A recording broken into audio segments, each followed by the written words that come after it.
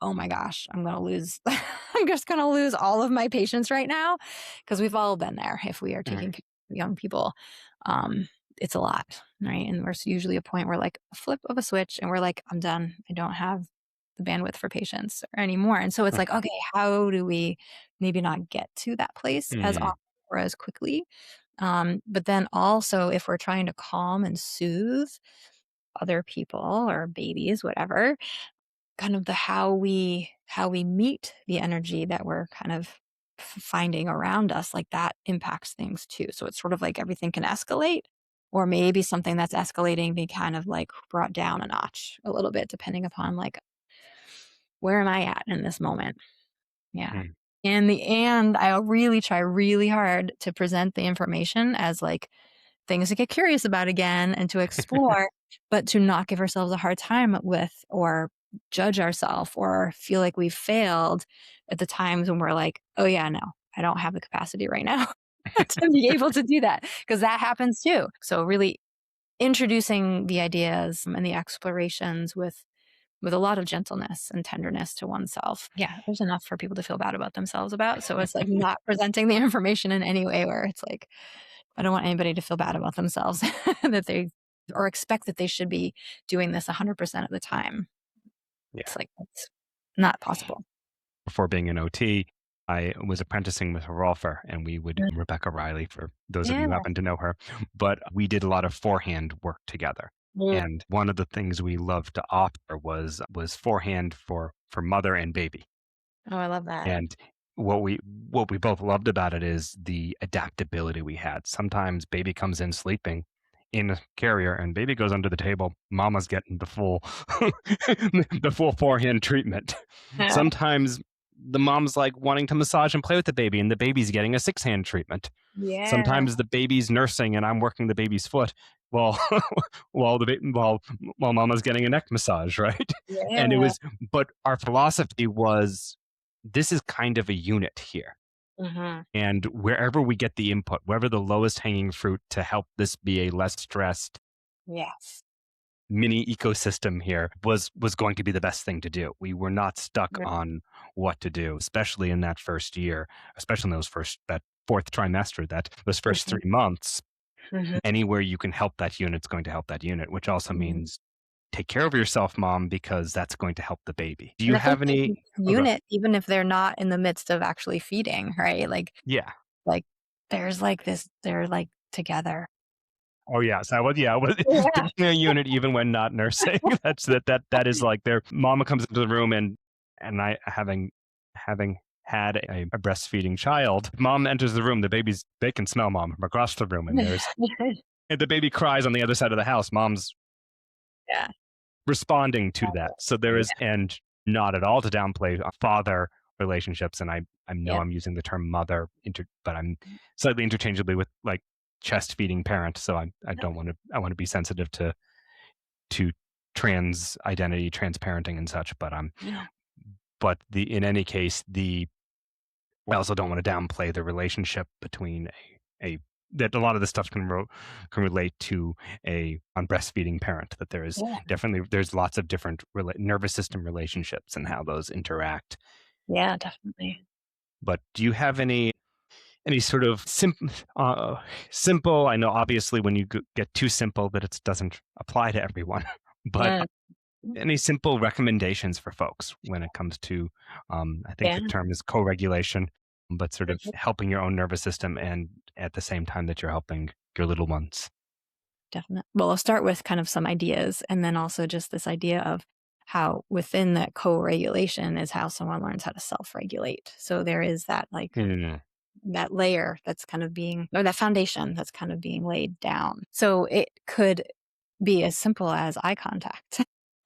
Eye contact, facial expression, talking, sound of the voice, those simple ways of thinking like that is a way of connection and communication and helping there be that co-regulation that's happening and kind of even like a response to um, a parent or some other person, whether it's a parent or not a parent, another caregiver, it could be another sibling, right? Like having that attentive attention to in those ways can be helpful. And one thing, like I think is a pretty simple thing, is if you were to imagine holding a baby, and let's say that that baby is needing some soothing, and so they might be crying.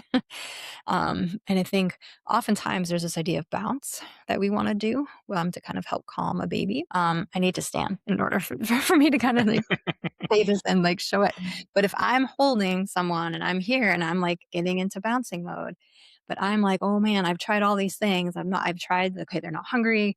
They don't need a diaper change, whatever. The crying might be escalating. But oftentimes the bounce is going to start to get like up. It'll get faster typically. And the accent for the bounce might be up. And so if I'm bouncing up, I'm probably also really holding, besides just holding a baby, which usually brings a lot of tension into the shoulders and the neck and the upper body. So there can be this like up energy to it. And so I oftentimes kind of will be like, what if you widen your feet and you think about a down accent? And so that your bounce has a downward quality of kind of trying to ground downward instead of trying to bounce upward, which even me just doing those and kind of experiencing it in my own I can see that. bounce upward, I was like, my breathing was shallow. I started to feel anxious in my chest. And when I did down, it was just like, oh, my shoulders relaxed and breathing felt different and the whole energy of everything felt different. So even just that one thing of like tuning into the like, how does the thing you're doing to try to soothe your baby actually feel in your body? Is it soothing to you? Mm. Or is it escalating things in your own body? And this idea of like the wider stance, I think is helpful too, because a lot of times when people are holding a baby, especially like, I mean, postural stuff, right? Like they're holding a baby. I'm standing again for those of you listening. And if the feet are closer together rather than wider apart, like it's just even that much easier to kind of be like holding the baby and your back is arched and your pelvis is kind of jutted forward. And we're just in positions that over time don't feel great in the body. And just remembering widen the legs a little bit and then maybe even like a more of a bend in the knees, and sometimes that can just help people get like their pelvis a little more underneath their shoulders. And so if we can feel physically better in our body as well, I think that is one way that we can also be like self-regulating our own body, our own nervous system, to then be able to take care of baby better, whether they're needing soothing or not, right? If we are constantly like, oh my gosh, my shoulders or my back or my this, our stress levels are higher too. So it's this mix of how can I take care of self to then be able to take care of baby better as well. And sometimes the take caring of oneself means other people need to help take care of you as well. It doesn't need to be that extra added layer of pressure of like, oh my gosh, like I can't take care of my baby. I don't have to take care of myself. Like I'm just, it's like you can see where Mm.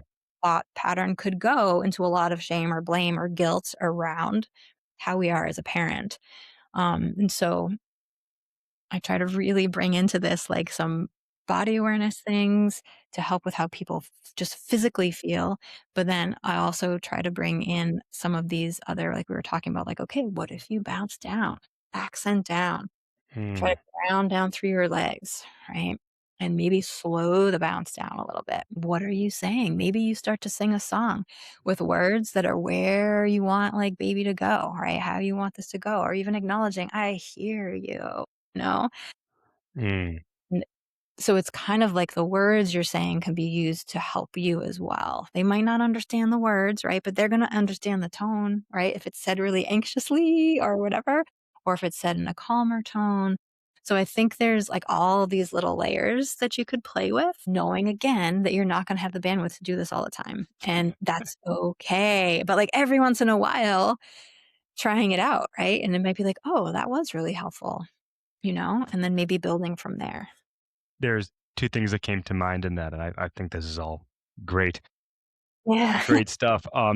One is the encouraging people to play around with how you're holding the baby. Like hmm and where your center of gravity is. Like I often see men trying to hold babies on their hips Yep. because that's all they've seen. Most men don't have the hips for that. So it's kind of awkward and funny looking. Whereas so also I'm wondering about like the baby doesn't always have to be up on the chest here, right? The Ooh, baby could literally be laid across your lap and you could be bouncing mhm, the baby on your lap, right? exactly. There's there's Exactly. different ways to do it that both are better for your body mechanics. And if it's better for your body mechanics, there's going to be less tension in it. Yep. The Exactly. other one is something I love to do with babies. If they're crying or making or fussing, is to, and it's, I think this might be slightly easier for someone, a male with a lower voice and Mhm. larger rib basket, is holding them to my chest and whatever their sound is initially to match it, and then add more resonance to it, and then bring it to a more relaxed, like kind of. I did a much poor Yeah. demonstration than I really would, but singing the song based on their cry or whatever the anxiety they're Yeah. having, so that you're meeting the nervous system, so they're feeling heard and then redirected of this is a way it could be, is Exactly. um is something that I would enjoy playing with.